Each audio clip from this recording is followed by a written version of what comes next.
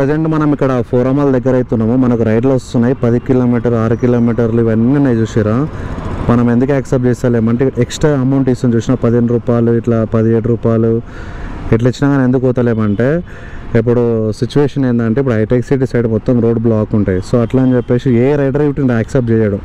So కొంతమంది అంటారు మీకు రైడ్లు వచ్చినా కానీ మీరు ఎందుకు యాక్సెప్ట్ చేయారంటే ఇదే మెయిన్ రీజను.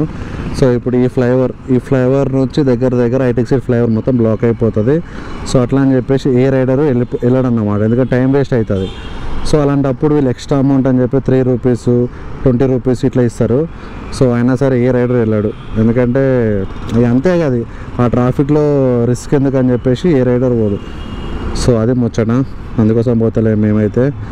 చాలామంది రైడర్ నేను కాదు, చాలామంది రైడర్లు అసలు యాక్సెప్ట్ చేయరు. హైటెక్ సిటీకి వెళ్ళే రైడ్లు మాత్రం ఎవరు యాక్సెప్ట్ చేయరు. ఎప్పటివరకు మార్నింగ్ 10 నుంచి 12-1 వరకు అసలు ఎవరు యాక్సెప్ట్ చేయరు ఈ రైడ్లు. తక్కువ రేరు కొంతమంది యాక్సెప్ట్ చేస్తారు.